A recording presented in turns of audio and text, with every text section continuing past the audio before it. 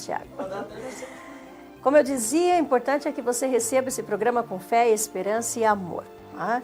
Semana passada, na sexta-feira, já disse que nós estamos aqui numa grande reforma, né? Estamos nos reorganizando dentro do estúdio.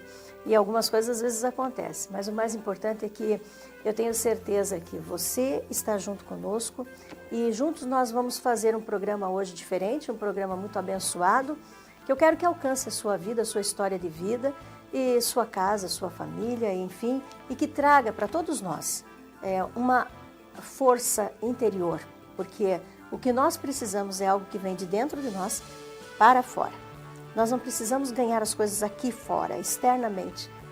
Nós precisamos ganhar lá dentro e depois receber na parte externa. Tem uma palavra de Jesus para você que diz: por que me chamais Senhor, Senhor, e não fazeis o que vos mando? Está em Lucas capítulo 6, versículo 46. Por que me chamam Senhor, Senhor? Pare para pensar e quantas vezes nós dizemos: se Deus quiser. Deus quis assim. Que bom, graças a Deus. Mas por que chamamos tanto Senhor, Senhor e não fazemos o que Ele manda? O próprio Jesus diz isso. É o momento de nós refletirmos e pensarmos: estou fazendo realmente a vontade de Deus? Estou dentro da vontade de Deus? Tenho praticado a vontade de Deus na minha vida? Eu conheço muito bem a vontade de Deus para praticá-la? Quero deixar essa palavra de alerta para você e para mim também, para todos nós, para que nós possamos realmente olhar, buscar em cada um de nós e que possamos encontrar o que somos na verdade e o que temos praticado na verdade. A palavra de Cristo para todos nós nesta manhã, amigos da cidade, é essa: pratique aquilo que você fala, pratique a palavra de Deus, pratique a verdade. E quem sabe fazer o bem e não faz, peca. Então, vamos buscar o caminho certo e não vamos pecar, não vamos errar. Esse é o programa Amigos da Cidade. Fique conosco que nós temos grandes e boas novidades para você nesta manhã. E como nós fazemos, nessa manhã não será diferente, nós trazemos aqui alguém que eu considero como um amigo da cidade. Alguém que se preocupa com a cidade, respeita a cidade, e eu penso que ele tem 4 filhos que são da cidade. Né? Eu tenho aqui o pastor Irã, ele é uma pessoa que nós conhecemos já há muitos anos, ele era solteiro ainda, e ainda é um jovem, mas com uma família muito bem formada, e ele é uma pessoa que tem um menino que tem participado muito da nossa cidade, e eu tenho certeza que ele tem uma paixão por Campo Mourão. Bom dia. Bom dia, minha querida. A paz para você e a paz para todos que estão nos ouvindo, nos assistindo agora. É uma alegria muito grande poder participar do seu programa. E o mais interessante dos meios de comunicação é a comunicação. E a comunicação, ela sempre leva boas informações. Essa coisa gostosa, né, que vai chegando. Sim, e ter certeza que o seu programa tem esse perfil de levar informação, de levar notícias positivas, e principalmente levar às pessoas esperança e projetar a vida, né? Preparar para viver. Para viver tem que estar preparado. Tem que estar preparado. É isso aí. Pastor Irã, conte um pouquinho para nós, um pouquinho da sua história de família. Deixa o nosso público conhecê-lo. Bom, eu já sou casado há 21 anos. Desse casamento o Senhor Deus nos deu 4 filhos, a Bruna, o Isaac, o Mateus e o Samuel. A Bruna tem 20 anos. O Isaac vai fazer 18, o Mateus 17 e o meu caçula 13, o Samuel. E deu para perceber que foi todo mundo assim, né? Um atrás do outro. Né? É uma escadinha com degrau pequeno. Gostei do degrau pequeno. E o mais interessante é que, como experiência de um pai, de um chefe de família com 4 filhos, eu acabei virando a antítese de muita gente que diz que criar filho é difícil. Não é difícil, é um privilégio. As pessoas precisam mudar um pouco as palavras. Desafio e privilégio não é um desafio, é um privilégio, porque dentro de cada um de nós, o Criador já nos deu aquele dispositivo natural, o senso paterno. E esse senso paterno, ele só é ligado, e ele é ligado automaticamente quando um ser humano se torna pai, se torna mãe. Então, é muito interessante essa questão, porque eu vejo assim, pastora, a sociedade, de uma maneira geral, o espírito de uma sociedade, muitas vezes ele quer dizer para as pessoas o que ele tem que comer, o que ele tem que vestir, como que ele tem que ser e quantos filhos ele tem que ter. Eu vejo, na minha observação, como teólogo e como professor, a gente tem que observar todas as coisas. E a gente tem que ter um olho clínico para não somente ver o que acontece, mas os bastidores das coisas que acontecem. E a gente vai observando nesse tempo que as próprias famílias perderam uma coisa importante dentre muitas que se perderam: identidade. Já reparou, pastora, como muita gente não é o que ela deveria ser, mas ela é produto do meio. E nem o que gostaria de ser. E nem o que gostaria de ser. Então, as pessoas perguntam, você tem 4 filhos? Tenho, e queria ter 6. E as pessoas perguntam, na verdade, porque você vem de uma geração onde os casais se casavam e se organizavam, primeiro para demorar a ter filhos. Sim. Segundo, para ter, no máximo, 2 filhos. Esse é o padrão. Né? Que é a sua geração mais nova do que a minha geração. Então, quando na sua geração vê você, tua esposa, né, linda que ela é, vocês resolveram e tiveram assim 4 filhos, e eu me lembro, eu disse no programa de rádio esses dias, que eu me lembro da cena, uma cena bonita, muito impactante e bonita, né? Que era um filho no colo, ela com outro na barriga, você com outro nas costas. Exato. Né? Então era assim essa cena bacana de uma família bem constituída. E então, pastora, se hoje se eu fosse casar com ela outra vez, eu gostaria de ter novamente 4 filhos. Uhum. Porque a grande dificuldade de se criar filho hoje se reside na falta de disposição dos pais serem pais. Porque nós podemos observar que as pessoas como um todo querem viver para si, todo mundo está comprometido com a própria felicidade, seja na profissão, seja na carreira, seja em si mesmo. Nós vemos hoje um momento muito ego. Então, você pode reparar que isso está presente nas músicas, está presente nas mensagens de novelas, está presente em filmes, está presente em programas de televisão, muito voltado para si. As pessoas querem compromisso com a própria felicidade, não ao redor. E eu vejo que as pessoas, se eles pudessem entender, como a senhora leu no início do programa Bíblia, que é o manual do fabricante, ali nós temos realmente... Que tem uma família feliz? Você pensa em ter uma família feliz? Escute o que Deus tem para você. Ali é o segredo. Eu não sou melhor nem pior do que ninguém. Eu apenas crio meus filhos ainda, dentro daquilo que Deus nos propõe em sua palavra. Fica muito mais fácil, pastor. Muito mais fácil. Ser pai e ser mãe. Com certeza. E além de tudo, você tem respaldo, você tem amigos, você tem confiança, mas você tem fé. Exatamente. Porque a nossa vida ela é baseada em fé. As nossas atitudes. Se você vai montar uma empresa, um novo negócio, você tem que ter fé. Uhum. Você tem que ter fé em você mesmo, confiar em você mesmo, na sua capacidade, buscar entendimento, conhecimento, mas você também tem que ter a fé sobrenatural. E essa questão da fé, ela é interessante porque nós podemos questionar ou nos posicionar em relação à fé na seguinte maneira. Eu quero fazer uma pergunta ao telespectador. Em que momento você fala de fé ou quer usar a sua fé? Por que eu digo isso, pastor? Porque geralmente as pessoas têm mais fé para Deus resolver os seus próprios problemas, problemas que eles criaram, do que fé para obedecer a palavra de Deus e criar uma família que vale a pena. Ora, se você tem fé que Deus é poderoso para resolver os problemas, por que não se usa a mesma fé para desenvolver um relacionamento íntimo e pessoal com Deus como família? Como família. Mas você dizia uma coisa muito interessante, pastor. Pastor Irã dizia uma coisa interessante, eu quero pegar esse gancho. Vamos lá. Na verdade, as pessoas talvez tenham preocupação em formar famílias. Por quê? Porque elas têm a preocupação do futuro. Tá? E por quê? Porque nós vivemos num tempo muito de consumismo. Exagerado. De competição. Né? Então, como você vai ter filhos e criar filhos e vai ver, por exemplo, eu tenho neto, né? Uhum.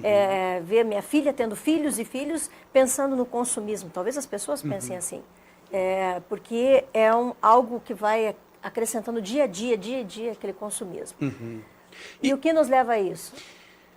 Olha, O que leva a essa onda de consumismo, principalmente, é a questão de eu me pertencer ao grupo. Porque as pessoas têm a necessidade de se sentir inserido em certo contexto, porque Deus nos criou seres sociais.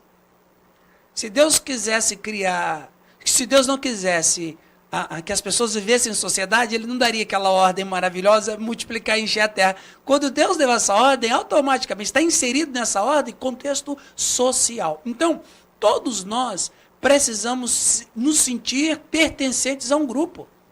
Isso é natural, isso está em nós. Porém, cada grupo dita suas regras. E quando ele vê que o meio em que ele vive precisa de determinados padrões para ele fazer parte do meio, então ele vai para esse lado. Se vivêssemos numa cultura onde o consumismo não existisse, ou existisse outro item, outra disposição de ser, as pessoas buscariam aquilo. Não é? Por exemplo, em culturas onde a poligamia ela é aberta, para o sujeito se sentir inserido, ele tem que ter 2, 3, 4, 5 mulheres. Então, cada pessoa, ele vai... A sensação de pertencer a um grupo é muito forte. Como nós vivemos num lado do planeta, que o consumismo é a ordem, então eu preciso consumir. Por isso que nós vivemos numa inadimplência muito grande, porque as pessoas estão querendo comprar não coisas. Isso é interessante. No subconsciente, ele está querendo comprar o direito de pertencer a uma sociedade. É muito mais do que comprar um tênis, um carro, um celular de última geração. É a necessidade de estar ali fazendo parte daquele grupo. Daquele grupo. Aqui estou bem. Eu estou cheio de dívida, mas eu estou no meio. E as pessoas vão vivendo. Mas essa é uma alegria passageira. Mas totalmente. Eu vou dizer... Porque é uma coisa que está fazendo muito bem, mas daqui a pouco a pessoa vai acordar e não vai estar tão bem assim. Aí é que, viu, pastor, você tocou na ferida. Na minha opinião, não é uma alegria passageira. Se fosse alegria passageira, pelo menos tinha um momento. É um alívio. E a sensação de alívio e de alegria são opostos. Eu posso estar aliviado, mas não posso estar feliz. Aí nós podemos entrar num outro campo. É por isso que as pessoas que vivem numa dependência química, seja ela qual for, né, a situação, ela também sente esse alívio, não alegria. Não alegria. E o grande problema do consumismo, ele é tão falso, ele é tão enganoso, que quando finalmente, a duras penas, a pessoa consegue o que ela quer, ele não sente alegria, ele sente alívio. Ufa, consegui. E aí ele paga um alto preço, sacrifica a família. Daqui a pouco ele precisa de uma dose maior para o alívio. Não, ele vai sempre ter que continuar. Por quê? Porque, pastora, nós estamos sempre mudando. Nós estamos sempre mudando. Nós nunca somos o mesmo o tempo todo. Como a sociedade muda, mudam-se os seus próprios sistemas, os seus mecanismos. Então, quando a própria sociedade, o meio que ele está inserido, cria um outro dispositivo, então daí ele se desperta para aquilo. Por isso que nós vivemos uma sociedade não satisfeita, mas uma sociedade aliviada. Esse alívio não é sinônimo de alegria. Não. Ele só está aliviado. Por quê? Porque ele saiu daquela pressão de conseguir. Como ele conseguiu, ele não está mais pressionado, ele tem alívio. E aí ele sacrifica o bem mais precioso que ele possui, que é a sua família. Por que eu vejo as pessoas não querendo mais do que um filho ou mais do que 2? Porque, na verdade, a grande parte dos casais não tem muita certeza se vão continuar. Casados. Esse é o problema. Por isso que é importante ter menos filhos. Já se casam pensando, pode não dar certo. Pode não dar certo, então não é bom ter muito filho. Então, você se escora num monte de pensamentos. Criar filho é difícil. Se eu digo que criar filho é difícil, então eu não confio em mim mesmo. Ou eu não estou muito disposto a ser o pai como deveria, ou ser mãe como deveria. Porque todo mundo está preocupado exatamente nessa busca de estar inserido nesse contexto social que é consumista, etc. Então, as pessoas estão comprometidas com isso, e elas nem percebem. Ninguém percebe isso. Acham que isso é normal. A vida é assim. A vida não é assim. A vida foi feita assim. É diferente. Muito diferente. Muito diferente, muito maior. Cada dia maior é a necessidade de Deus da presença de Deus e de Jesus na nossa vida, na nossa existência, para que possa realmente trazer transformações de dentro para fora. E essa questão, pastora, teológica que você entra, e muito importante, aí em Deus, realmente, a família e a pessoa individual sente-se feliz. Por quê? Completamente. Porque, exatamente por isso. Porque somente em Deus nós nos sentimos como um ser que não precisa ser pressionado a nada. Eu sou feliz por estar na presença do meu Criador. Então, nós vivemos numa sociedade muito aquém do que se diz ser Deus. Por quê? Se Deus mesmo fosse Senhor de determinadas sociedades, nós viveríamos uma sociedade livre. E não é o nosso caso. Não. Nós vivemos numa sociedade cativa. Há tantas coisas. Pelo próprio espírito que comanda a própria cidade. Amigos da Cidade é um nome muito sugestivo, está de parabéns. Né? Obrigada. Foi uma inspiração, viu, pastor? Isso, porque uma cidade, inclusive, viu, pastora, nas culturas antigas, principalmente na cultura patriarcal da Bíblia, os patriarcas nunca moraram em cidades. Né? Quem lê a Bíblia, quem estuda a Bíblia, pode perceber. Por quê? Porque a ideia que eles tinham de cidade na época, cidade era Babilônia. Cidade significava o acúmulo de maldade. Por isso que os patriarcas eram nômades, viviam de tendas em tendas. Por quê? Porque eles nunca queriam se sentir parte de uma sociedade pecaminosa. De uma política preocupante? Sim. Puxa vida. Porque, na verdade, eles queriam criar os seus filhos e suas famílias com liberdade. Sem se sentir, porque toda a sociedade pressiona os seus membros. Isso não é um problema do século XXI, isso é um problema desde sempre, desde que as cidades foram constituídas. Então nós temos Ur dos Caldeus, nós temos a Babilônia, que é uma das cidades mais antigas da história da humanidade.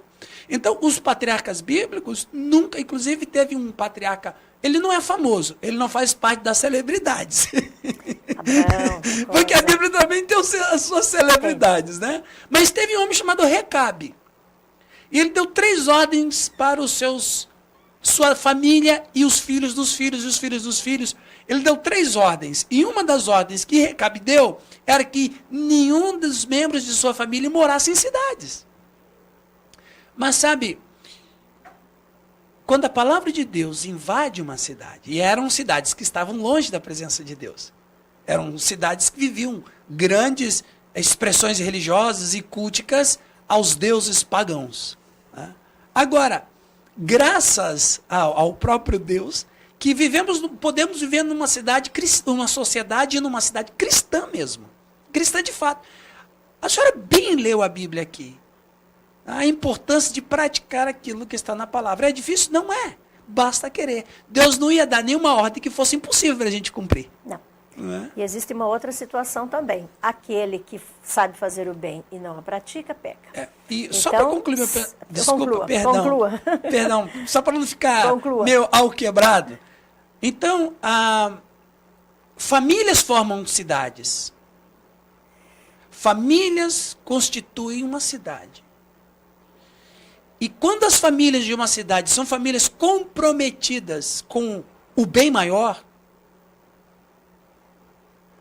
nós podemos dizer que nós temos uma cidade sadia. Eu estava escutando, eu sempre escuto o seu programa na rádio. Eu vou para casa escutando a pastora. E da sexta-feira, não, na quinta ou na sexta, a pastora estava falando sobre os pecados de uma cidade. Eu te escuto. E foi muito interessante, muito inteligente a sua colocação sobre os pecados da cidade. Inclusive, a pastora falou sobre Nínive, não é? Mas uma cidade realmente pode mal cheirar ao nariz do Senhor. É importante que, como Campo Mourão, que é uma cidade muito gente boa, o moroense realmente é um povo maravilhoso. Eu sou capixaba, eu sou do Espírito Santo, né? Mas nessa cultura, o moroense é um povo bom. Eu acredito que essa mescla de paulista, de mineiro, de baiano, de nortista, de paranaense, foi uma boa misturada, né, muito boa. O moroense é um povo bom, só que o moroense, ele pode ser melhor. Nós sempre podemos ser melhores. Né? E esse grande salto na nossa condição de vida está em ouvir a palavra de Deus. Né? Completamente. Como nós temos só mais 2 minutinhos, pastor Irã, e eu estou falando com um teólogo, estou falando com um professor, estou falando com um pastor, e ele tem muita bagagem para nos oferecer, você já percebeu, mas eu estou falando com um homem, com um pai, com um marido, com um homem, e hoje é o dia do homem, então eu quero que você, nesses 2 minutos, deixe um recado para todos os homens que possam estar nos assistindo, e se não, que essas mulheres possam passar esse recado para esses homens. Para os meus colegas de categoria, eu quero dizer o seguinte: um homem só pode ser feliz se ele tem uma esposa feliz ao seu lado. E a maneira da esposa ser feliz ao seu lado é o homem que a põe nesse estado de ser. Então, meus amigos, se nós queremos uma esposa que nos ame, que nos honre, filhos que nos obedeçam, vamos dar de nós. Isso é um princípio bíblico. Quando a Bíblia, o manual do fabricante diz que é para o homem amar a sua família, e ele, como o sacerdote do lar, puxar a Bíblia e ler a Bíblia em sua casa, e orar com a sua família, e pautar a sua vida e suas atitudes dentro dos propósitos e do projeto do Senhor, esse homem será um homem feliz. Você quer ser um homem feliz e realizado? Tem uma família forte, uma família feliz. E a única maneira de você construir uma família forte e feliz é observando a palavra de Deus e descobrindo o seu papel nesse projeto maravilhoso que se chama família. Que Deus abençoe o seu dia, homem, o meu dia, e que a gente seja o cabeça do lar, não o cabeçudo do lar. Né? A Bíblia fala que nós somos o cabeça do lar, mas tem muitos homens que são cabeçudos. Né? Mas que Deus abençoe, que Deus te dê sabedoria, graça, força e saúde em nome de Jesus. Amém. Pastor Irã, prazer em recebê-lo.